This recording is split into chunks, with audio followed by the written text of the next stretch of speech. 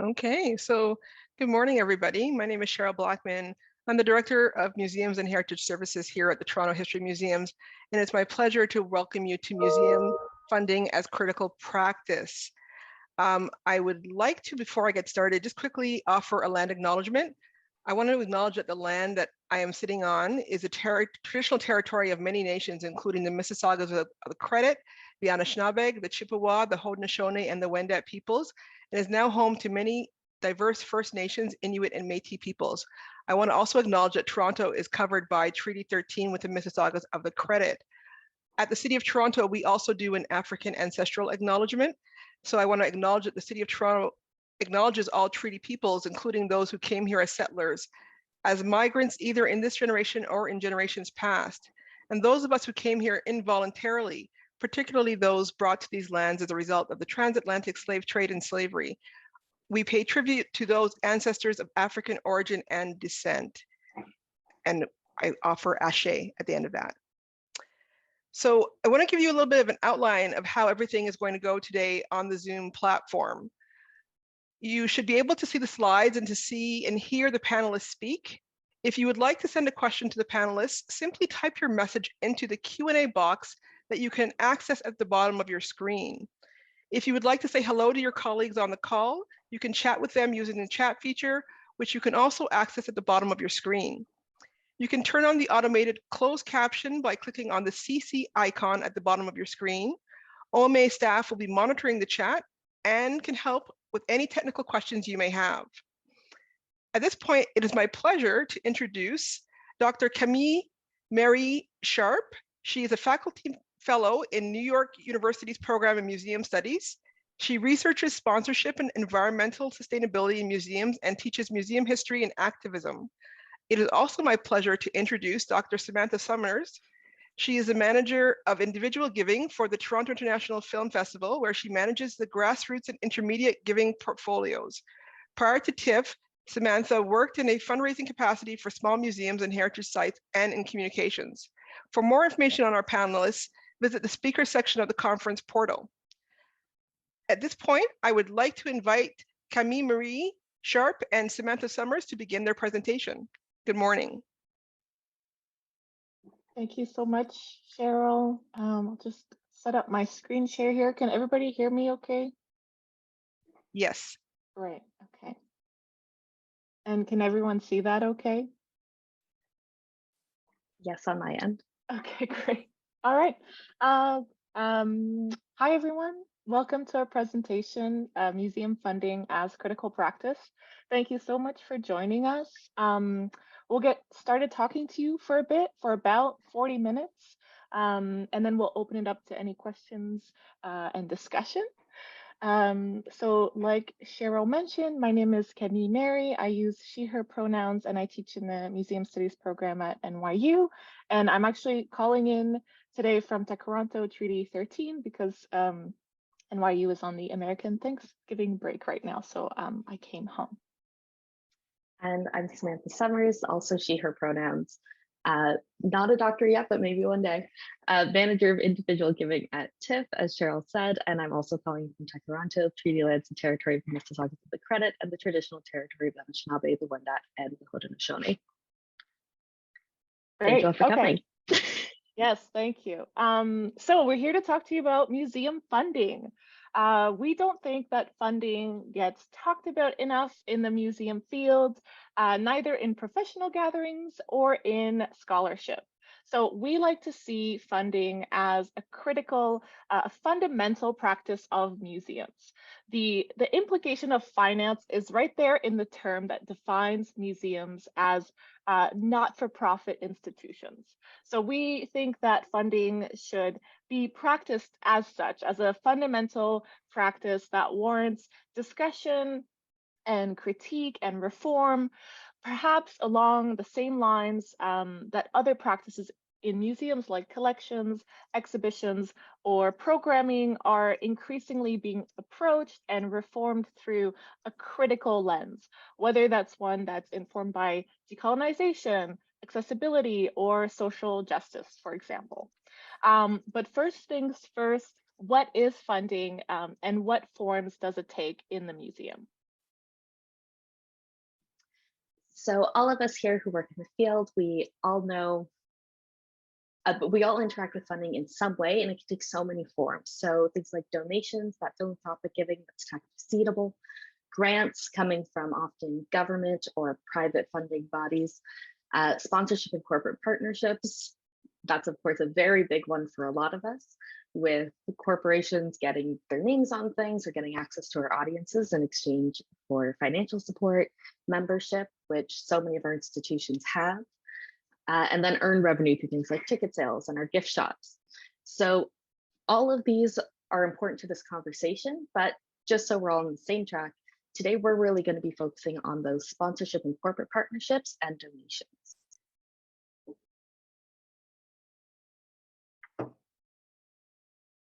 And our question to you, does your institution have a funding ethics policy or policy surrounding the ethics of your fundraising? And that poll should be popping up on the Zoom soon. Yes, here we go. And so the reason we asked this question is just to get an idea of where all of us are in this conversation within our own institutions. If you have one, that's great. We'd love to hear about it a bit later. If you don't, we'd love to hear if it's something you're interested in. And if you don't know what it is, we're so glad you came to this talk. We'll just give it a few seconds for folks to respond, and then we'll close the poll and see what we got. Mm-hmm.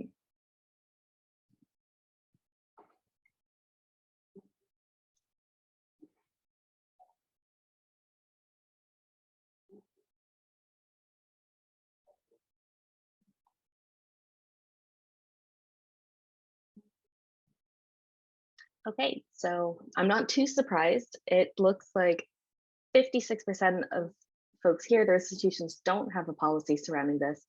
11% do, which is fantastic. I'm always really excited when organizations do.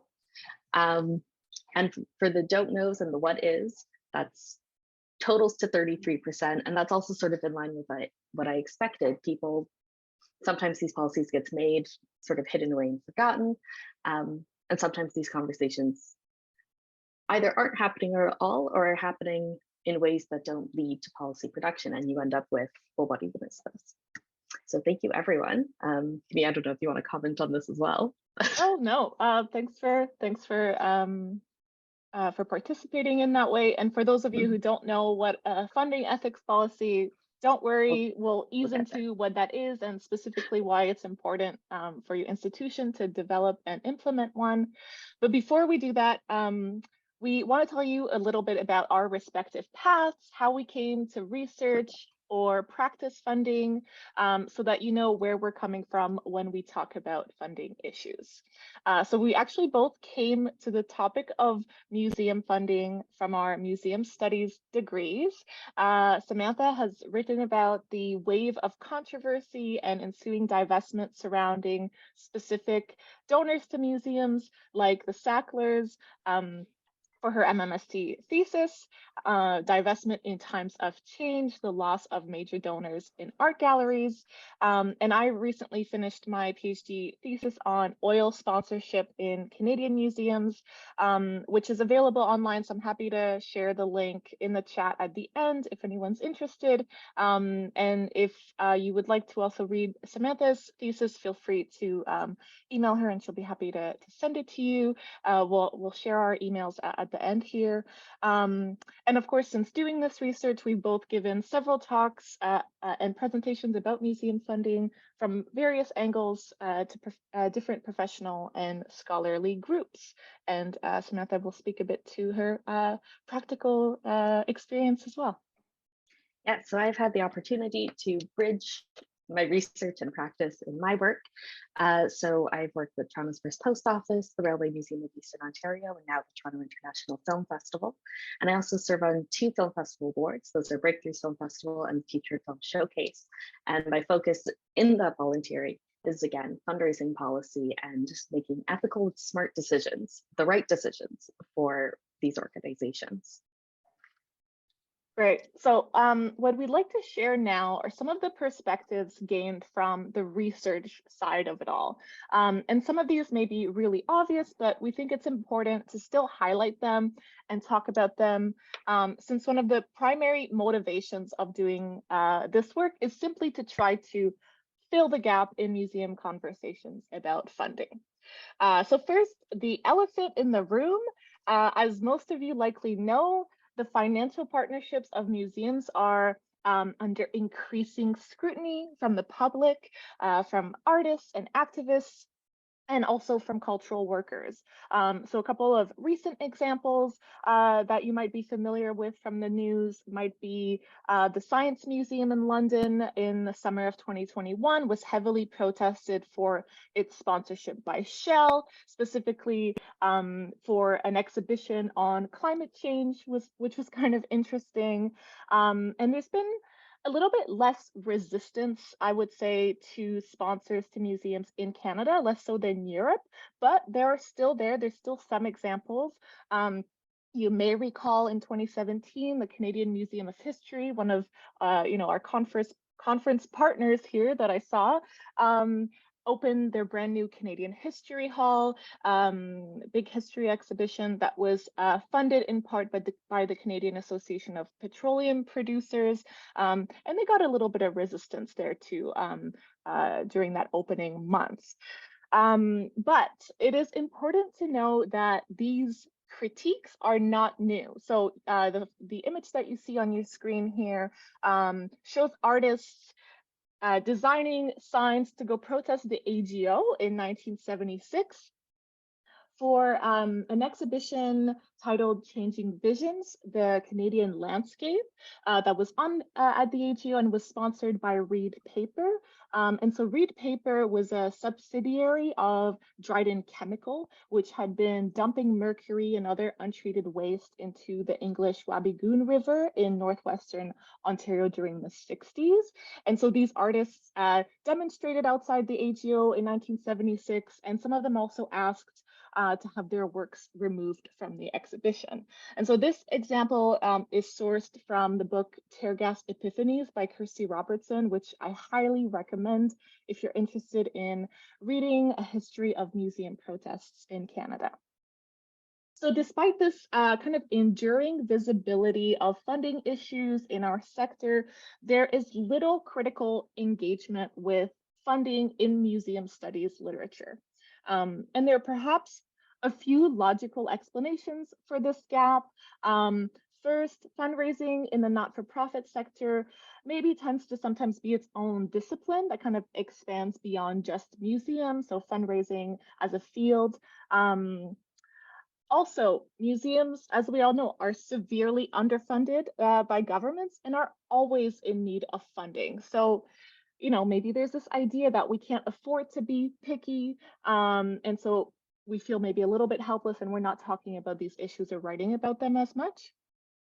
And of course, traditionally, what's been written about in academic literature when it comes to museums has often related to the practices of curators, or has been about, education or object-based practices.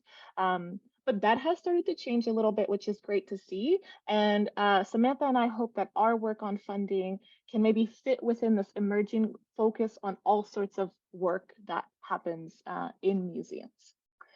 And then just lastly, if there's minimal literature on funding in museum studies, then that's kind of good because it means we're working with a clean slate.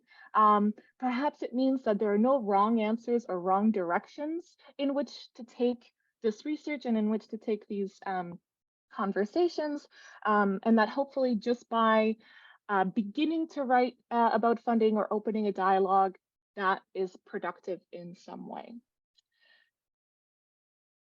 So another couple of, perhaps truisms from the research is that museums and wealth are really deeply entangled, right? So from the inception of museums as princely collections to current art collections being used as financial assets by elites, and of course to the corporate sponsorship of museums, or donations where, we see wealthy individuals or corporations contributing financially to cultural institutions for tax write-offs, but also to help shape public perception.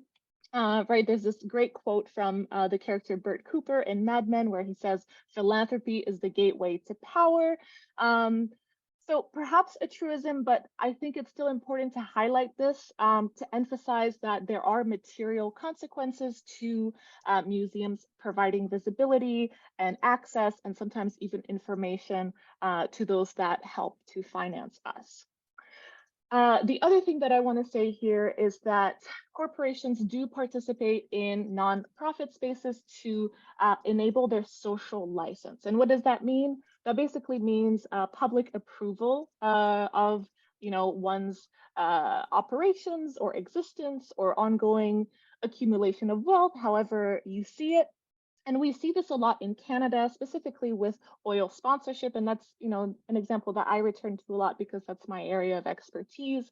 And so the photo that you see on the screen here may be familiar to you. This is Anishinaabe artist Rebecca Belmore in 1988, installing herself as an artifact with the Shell logo draped over her in support of the infamous Spirit Sings controversy at the Glenbow Museum in Calgary, Alberta, where this Olympic exhibition, the Spirit Sings, was sponsored by Shell Oil, which happened to be drilling in the territory of the Lubicon in northern Alberta at the time, which caused a big controversy and boycott, that I'm happy to talk about later on, but I won't do so here. So we can really see in Canada how closely tied to culture oil companies are. There's also other examples that we could discuss where corporations sponsor museums less so for visibility or marketing, and more so to connect with certain communities that also hang out in the museum. So going back to that 2017 example of the Canadian Museum Canadian Museum of History, which I wrote about in my thesis. From my research, we could see that the Canadian Association of Petroleum Producers was really interested in funding the museum, actually to gain access to some government officials that were also hanging out in Ottawa for lobbying purposes. So there's a whole wide array of reasons why corporations like to fund our spaces. Finally, I do want to address divestment. The rise of divestment as a concept and practice in recent years, this idea that, specifically thinking of museums, that we can cut off funding from a specific industry or a company or donor. And personally, I think this is a really important activist-led strategy, but I don't think that it's a long-term solution. Why do I think that? Well, kind of to echo why we're even here talking to you about this today, there is a lack of funding conversations or funding related policies in the museum field. And so if we're just kind of pressuring museums to cut ties with specific companies or specific industries without actually kind of developing a framework on the inside for how our institutions approach these issues, then I don't think that's going to get us very far, specifically because there's always going to be a next evil industry after oil, for example. And, this is where this is the part where we start to feel a little bit discouraged, I think, because there is no perfect solution. There is no ethical funding from the wealthy or from corporations under our current economic system, perhaps. But that doesn't mean that we shouldn't talk about these issues and keep talking about these issues. I think that we run into similar pessimism with other practices of museums. For example, this idea that perhaps we cannot decolonize an inherently colonial institution like the museum, which could be true, but that recognition has not stopped a significant number of reforms and initiatives, with museums doing a much better job today, I would argue, than a couple of decades ago, for example. So this is kind of my encouragement to you, to engage with these issues, even if they feel difficult. And this is where I'll leave it to Samantha to take us through some preliminary practical steps that museums can take. Yeah, so this is, as we all know, because we are all here, a thing that a lot of us think about and try to talk about. And again, the whole point is we need to set up some frameworks for all of us to be able to have these conversations in a really productive way. And what I've noticed, in my work in the field is that nobody really feels completely prepared for their own SACLers. And I spike out the SACLers because they were the focus of my research. But who among us is entirely prepared for waking up tomorrow, turning on the news and finding out the person whose name is on our institution's walls is being called to account for the death of hundreds of thousands, if not millions? What do we do in that situation? So my goal is getting our field to a point where we do feel relatively prepared for that instance.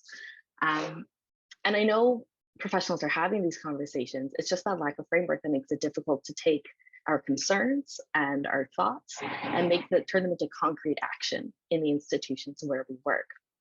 Every professional development event I've been to, this topic comes up a lot, if not in sessions, then at least at the cocktail hour. So as Camille mentioned, cutting off all sources of funding that can be ethically compromised isn't a real option. There's no source of money that everyone is going to agree is clean. Even government grants, I like to remind people, which are generally considered like the safest form, come from a colonial government. So they aren't, totally ethical either. So the constant question is what sources make sense for an organization and what sources cross the line. And where the line is going to be, and by the line I mean, the line of a source being totally inappropriate for our organizations. And that line, it's very contextual, it changes a lot. It will depend on what's happening financially in our institutions, what's happening socially in our institutions and in the world around us.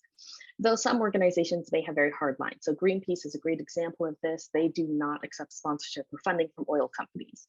That's an area of revenue that they've identified that is completely out of line with, or does not align with what they do.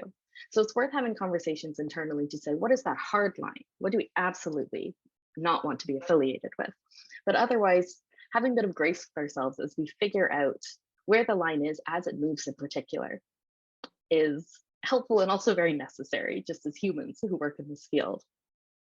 So, and what's tricky is that this does mean it's a very ongoing long-term conversation to have. It's not something that we can figure out once, set it aside and be done with. So on one of my boards, we talk a lot about how to align with media organizations that have demonstrated commitment to supporting women. And that's due to the mandate of the organization, but what supporting women looks like can change and our priorities can shift and our partners' priorities can shift. So having that conversation on repeat is really important, if I will admit, a little bit exhausting sometimes. One nice thing I will say is your programming, if it has a strong viewpoint, is going to do a lot of the weeding for you when it comes to bad fit. So if you have a strong curatorial voice, editorial voice, and educational voice in your institution, already the potential partners that totally don't agree with you, they aren't going to want to deal with you anyway. So, whatever your mandate and mission is, if it's coming through really strongly in what it is that you're doing and presenting to the public, great, you're halfway there in terms of not working with the people who really, really disagree with you and won't align. And that is sort of the flip side situation of the next point, which is public facing revenue sources that don't align with your message and mandate threaten to derail your public learning, all of that great teaching and work that you're doing, that curators and programmers in your organization are doing, because it can skew the message that people are taking away. So one of my favorite examples of this is the Mob Museum in Las Vegas, Nevada, is a phenomenal institution that does a lot of work to try to break down the mythology of the mafia as being cool or edgy or sexy, all of those ideas we get about the mafia from popular culture. But the board decided to outsource the gift shop to a tertiary party. And the gift shop totally just breaks down all of the great learning that the curators and educators at the museum work to share. So you can get like shot glasses with Don Corleone quotes and all of these other sort of like, the mob as cool paraphernalia. And I've spoken to curators there, and I know that it frustrates them. They're doing all of this work, and the potential revenue from the idea of the mob as cool has been prioritized over that learning. So it does work both ways. Having that strong programming is so important, making sure that your revenue sources, and that includes your sponsors, that includes your funders, align with that message is really important. And how you can sort of start to do this, and I'll dive into this a little bit more, is the idea of building this funding ethics policy. And that can look like a document. It can be a living document, one that changes and shifts, as I said, as the environment does, that outlines where those values are, what is appropriate, what isn't appropriate, what other parts of your organization will do to support your shared goal of supporting your mandate and sharing your message. And it means putting your fundraising into conversation with your programming and with your teaching. So I feel like that was a lot. So let's take a break now and jump into another chat. Yes. So regardless of whether or not you deal with funding in your institution, we'd love to actually hear from you about what funding ethics or ethical funding means to you, either within your organization or in the museum field, or even in society or culture at large. So there should be a Google Jamboard link in the chat for you to participate. If for some reason you can't find it or access it, you can also enter this URL into your browser. And just please feel free to add any post-it notes to that. I'm going to switch screens momentarily to see what our Jamboard looks like. So I'll give you a few minutes.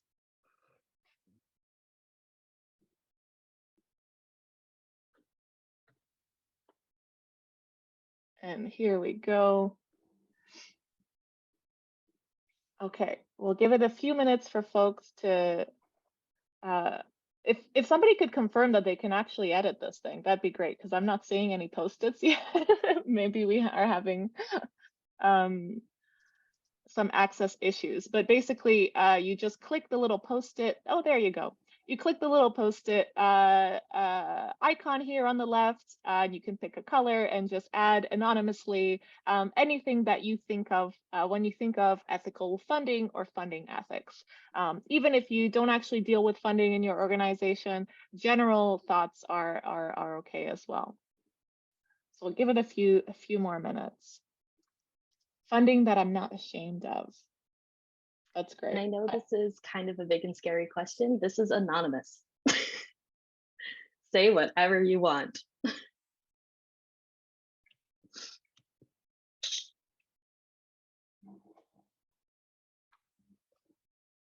Some great answers here. Oh, they're all being, I think we got to move them around. There we go. I'm sorting them out.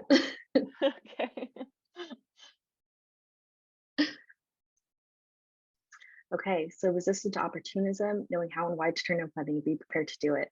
Yes, and that is one of the hardest things. Is I think all of us, it's very easy to say, like, to identify those sources that don't work for us, and having even a plan to turn it down. But when it gets to the point where you're saying no to $100,000 or even $1,000, depending on what your budget looks like and the needs for your organization, it can be really hard in that moment to actually say that no and to walk away.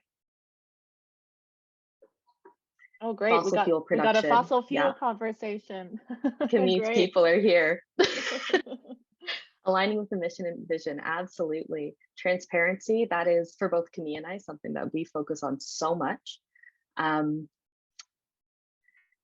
representative of the community being served. Yes, and that's, I'm going on a bit of a tangent here, but one of the things that I personally find very difficult to work through, working, and this is through my board work, for a board, for an organization that serves historically marginalized and equity-seeking communities, the trickiest thing is that I am always looking for funding that is representative and will be helpful to the community that we're serving. And I can't directly ask those communities for much money either. Some institutions are in a position where their largest audience served is a group of people that have more money and are able to donate more, like through grassroots and annual giving and that kind of thing. Sometimes for organizations that are serving equity-seeking groups, the money has to come from somewhere else, because we know those groups often aren't in a position to give as much, even as much as they want to, studies have shown. But finding that money that works for them without getting it directly from them can be tricky. So it seems like we have two kind of related ones here too: funding that doesn't direct, funding that accomplishes or accomplish goals without strings.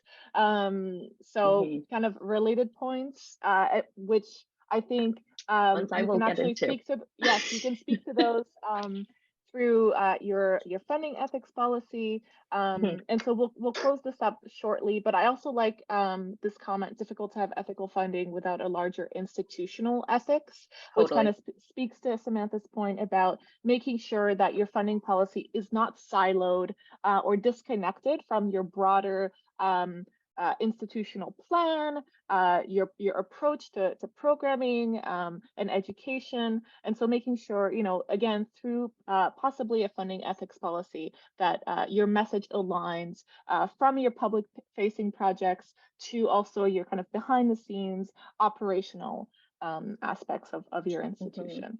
So thank you so much for participating. Oh, go ahead, Sam. I was going to say, as for how do you ask for funding, I don't know. It's a big topic, and I don't know if we have time to get into the actual ask, but feel free to reach out to me afterward when our emails are shared. Yes. And please, any more thoughts you have, please feel free to drop in the chat, because I'd love to see them come in even as we keep talking. And we can also maybe return to the how do you ask for funding at the Q&A at the very end. So thank you. I'm going to close this. Oh, there's another one, but if they're looking for connection to your community, how do you negotiate that for their protection and ours? Okay, these are great questions that I think perhaps if we can also, if there's actual questions that maybe Sam could speak to at the end, if we could pop these into the chat or into the Q&A, it would be great to return to some of these. We'll move on for now. So I'm going to stop sharing this and I'm going to share presentation again. There we go. Okay. Okay, and I guess I'll leave it to Sam for looking at some pathways forward. Yes, so when it comes to, again, that tricky thing of how do we actually have those conversations, what does this actually look like practically, putting together a policy, bringing this to maybe the higher ups in our organizations, and that can be kind of scary just for all of us. The first thing is, and again, as Camille was saying, there are some truisms in this presentation. You just have to do what makes sense for your organization. There is no perfect solution. The solutions are never one size fits all. So again, have some grace with yourself and with your organization as you try to figure out what the ideal path forward looks like for you. It will not be the same as anyone else. And that means having internal conversations about where that line is. And again, those are conversations that are ongoing. It's going to be very much influenced by our culture and our context. I say our, wherever you are, the culture and the context of wherever your organization is. And one big thing is make it clear to donors what is expected of them and what you're willing to do or not. So I have a big shout out to the Louvre in Paris for this. They have a fantastic public facing document regarding donor expectations. And it includes clauses like donor activity must not reflect poorly on the museum. And basically, if you are a donor at any level and You break that clause, they have the right to like take your name down, strip you off the donor list, whatever. Whether or not they've always actually done this in practice, I mean, that's a different question. But having that document, I think, is a very powerful thing, as long as you stick to it. Policies, of course, only have as much teeth as their actual enforcement. And the reason I say this in particular is make it clear what you're willing to do or not for donors, is going back to the Sackler family, when for activism regarding their work in pharmaceuticals first started really, really picking up speed, and arts organizations started really thinking about what they should do with a partnership with the Sacklers. Their family WhatsApp chat, which was subpoenaed and is publicly available in the state of New York as a result of their court proceedings, showed them planning to ask museums to vouch for their characters through press releases. So clearly, the Sacklers were under the impression that this is appropriate, this is something they would be willing to do. And just stands to reason, if they think this is appropriate, they're probably not the only ones. So if you're to prepare for your Sacklers, the question has to be, what do they think you will do for them? Do they think you'll issue press release? And this comes back to that, no strings attached post-it from the last activity. We have to make sure people know how far we're going to go to support them. And if it's not at all, that's fine. That's something you get to decide internally. That's something you put in your policy, but know what it is, and make sure that they know what it is. Similarly, if we go to the next slide, let the public know what your standards are. This was mentioned, transparency. Take that policy, make it public.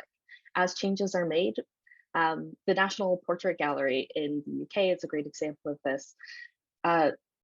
They are very, very clear in all of their public-facing policies when the policy was last updated. And if you contact them, you can access earlier versions of those same policies.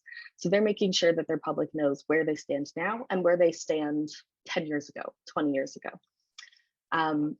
What's helpful about that is, I'm just going to skip down to the bottom point there, is I always say you need to listen to activists. What they're calling for now often becomes the standard a few years later. Black Lives Matter kicked off in 2016, and only in 2020 did large organizations really start reacting.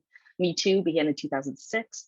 Only in 2017 did mainstream media organizations start taking it very seriously.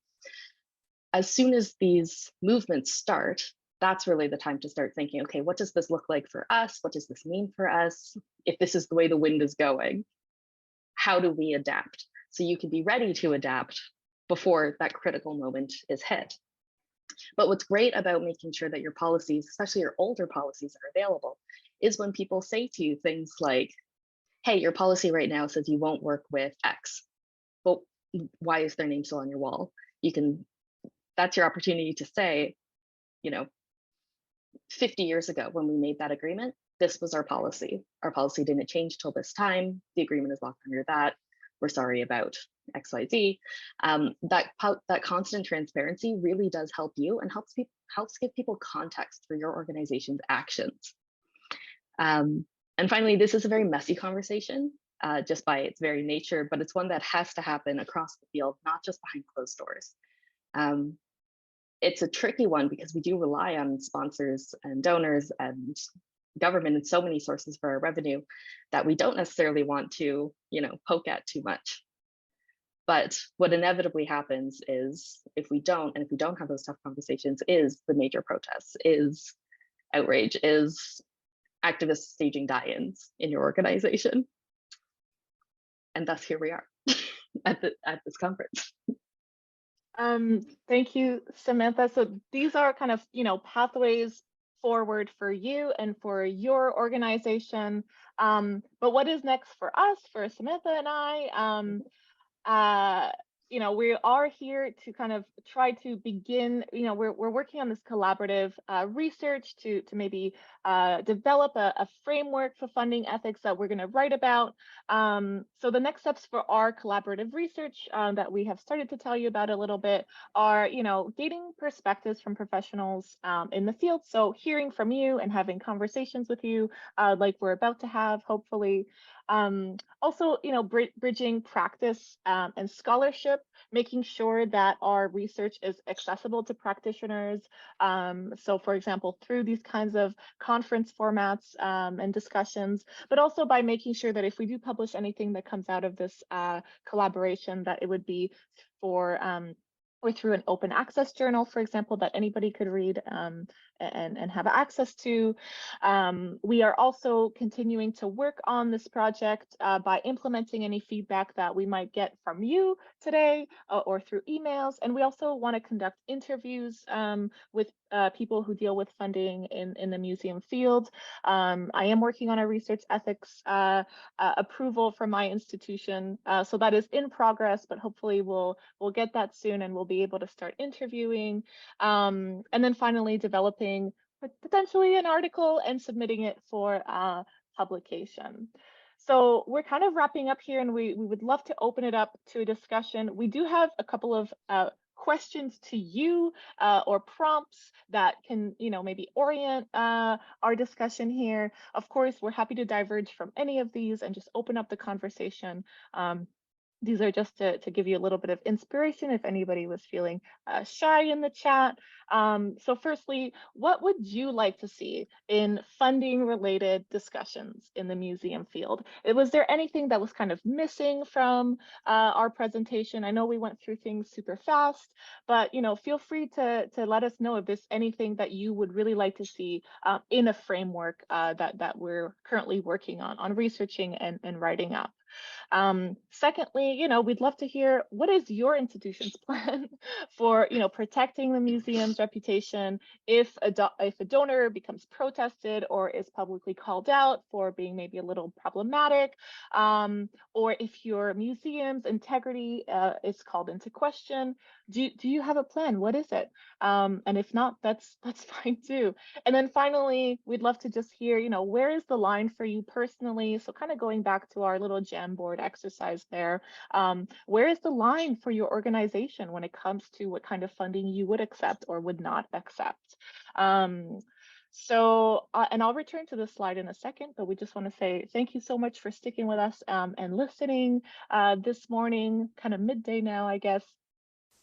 If you have any insights or experiences that you'd like to share with us beyond the confines of the Zoom chat and Q&A, please do get in touch with us. Also, if you want to have your perspectives included in our in-progress article, confidentially or otherwise, you can definitely reach out to us as well, either both of our emails or just one. And if you'd like to read Samantha's thesis, you can also email her and she'll be happy to send you a PDF. And then with that, I'll go back to our question slide and I will mute myself and wait for your lovely questions. So Camille, sorry, Samantha, did you want to say something? No, please go. Okay, so Camille-Mary and Samantha, I have to just say, this was a fantastic presentation. I love the interactivity. I really appreciated the Jamboard and the poll. And I really think that, your summaries that you gave some really crisp examples of things for us to think about, like having donor expectations that are transparent and really pointing out to us that none of us are prepared to have our own Sackler, and really needing for us to have a clear dialogue with our donors so that they know how far we are willing to go to cover them if they become a problem for our organizations. I also loved your point that government grants come from a colonial institution, so they are not absolved from critique. I think that's a fantastic point that everybody needs to kind of get their head around when they're thinking about that as well. And that revenue sources must align with your programming. And I think for me, the kind of nice summary is have a little grace and realize that there will be challenges. So many really strong and salient points that you've shared today. And I see that you've put your email addresses in the chat. So I know that folks will be sending you an enormous amount of questions and desires to speak. So thank you so much for a fantastic presentation. I'm going to go to the Q&A because I know there's some great questions in there as well. Why don't I start with the first one from Christina Sidorko. Camille, do you have any advice for an oil museum about oil sponsorships? Thanks, Christina. Great to see you here. That is such an interesting question. I actually, I have talked to you about this. I would love to do research at the Oil Museum of Canada to kind of get to the crux of these issues. I think this is a great example. An oil museum. It's a great example to show us that these conversations, like Samantha mentioned, don't have kind of a one size fits all solution. And it's also something that we continuously need to be thinking about, that you can't just say, okay, well, we're divesting from this company, so, that the activists stop hassling us and then that's it. That's not going to be it. And it's going to be different for everyone. So, in my thesis, which I shared in the chat, if anybody's interested in skimming, it's way too long to actually read the whole thing. I did research the Glenbow Museum in Calgary, Alberta, which is not an oil museum, but is a museum, in Canada's oil capital.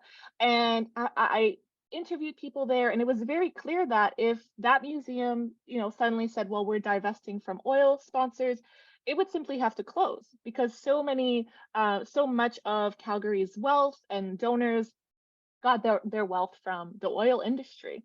So we have to think about what works for your specific organization.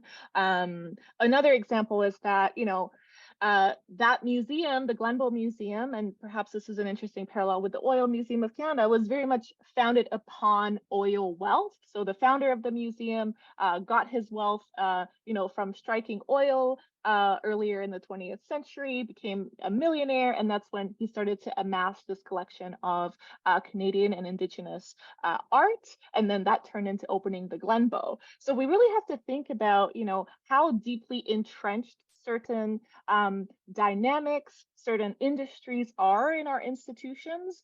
And then maybe Samantha can speak a little bit to this, but I mean, from a practical standpoint, if you're an oil museum, I feel like oil funding fits very well with your mandate and programming. And this is, coming from somebody who's obviously critical of the oil industry and has written about that.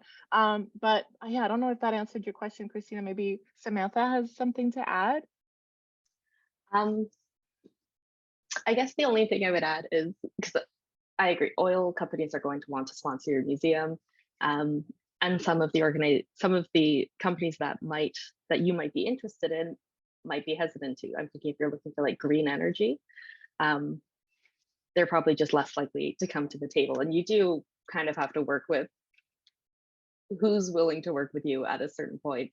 I think and this is just me personally, this is not necessarily a reflection of like my research or any of the organizations I've ever worked with. My thoughts as like a separate human.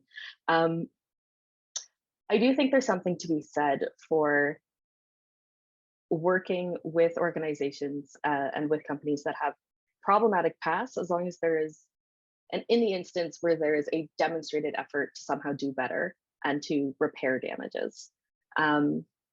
I do not know enough about the oil field to speak to if any oil company is actively, in a real way, trying to do better. But if that company exists, an oil company that is actually trying to repair damage, I would say that's your person to go to. Because just like our organization, no company has a sparkling clean past. None of our organizations have sparkling clean past. This is, as Camille said, an inherently very colonial field.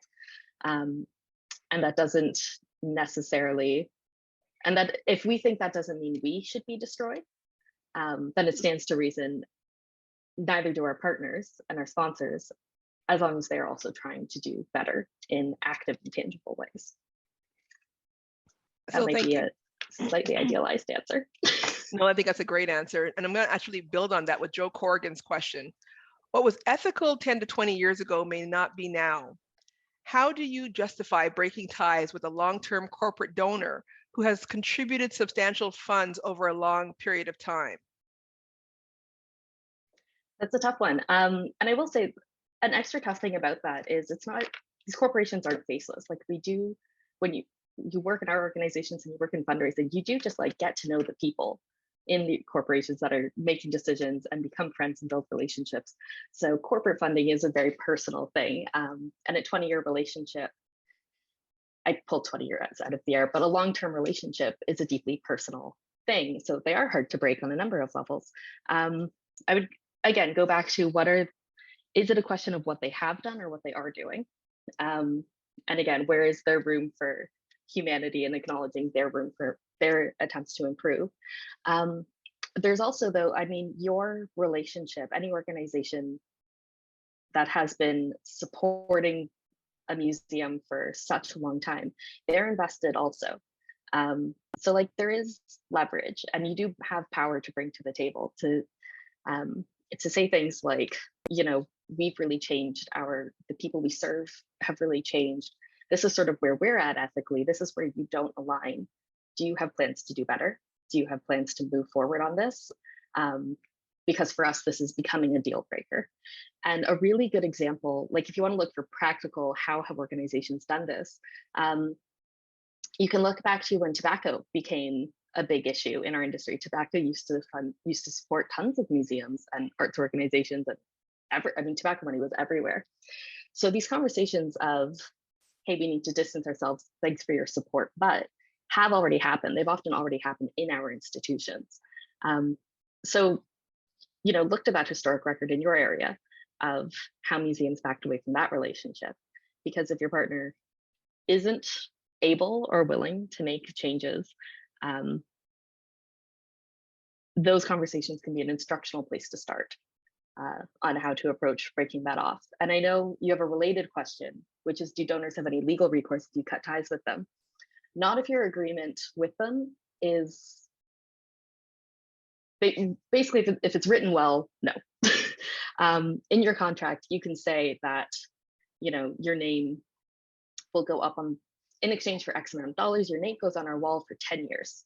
And that's a big thing. Put a time limit on everything when you write your agreements. The trickiest thing in the world is when you look back at the old agreements and there's no time limit. And in that case, they might have legal recourse. That is a lot more difficult.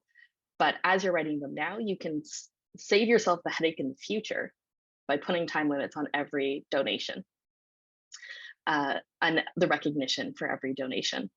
So when it comes to it, even if 5 years into the agreement, they turn out to be problematic, you feel like you're stuck, that name only has to stay up for another 5 years. Then it can come down, then you can create that distance.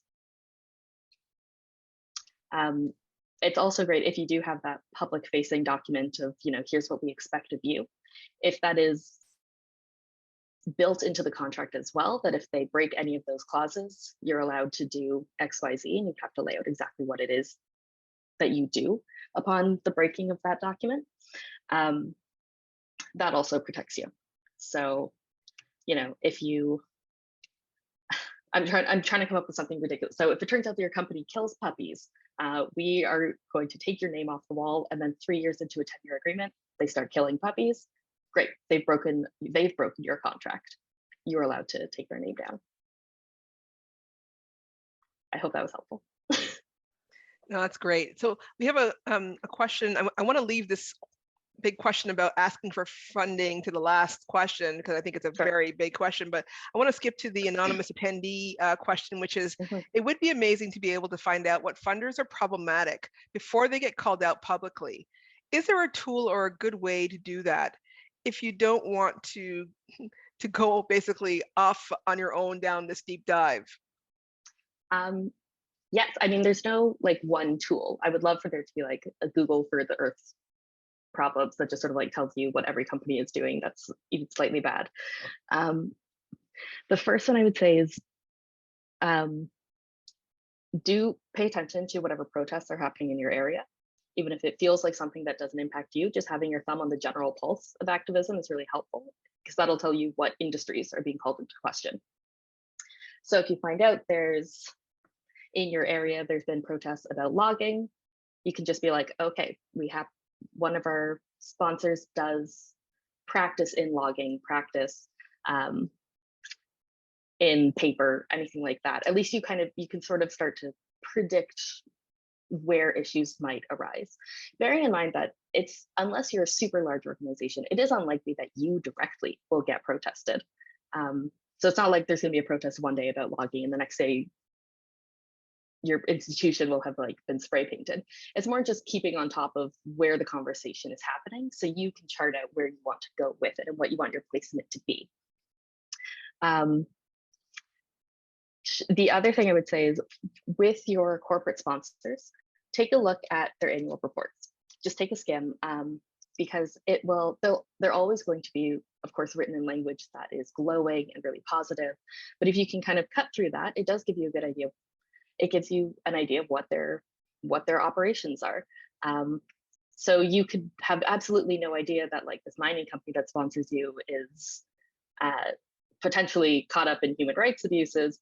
But if you start skimming through and they like mention offhand, their work in Latin America, and then you're just like, I know from the news, Canadian mining companies in Latin America are doing bad things. That's also a good way to keep on top. So again, you don't have to know you can't know everything about your corporate partners. You can know there's only so much that they will share and will make public. You can't know everything about the activism going on in your area, but keep just trying to stay generally on top of it. And that can be as simple as like reading the local news. Will help build up a knowledge base that then supports identifying these issues earlier. Camille, did you want to add anything to that question? No, I think that was great. Thanks so much for your question, and Sam for answering. One thing that I will say is, in my research, I've researched a lot of museums getting protested for their funding partnerships.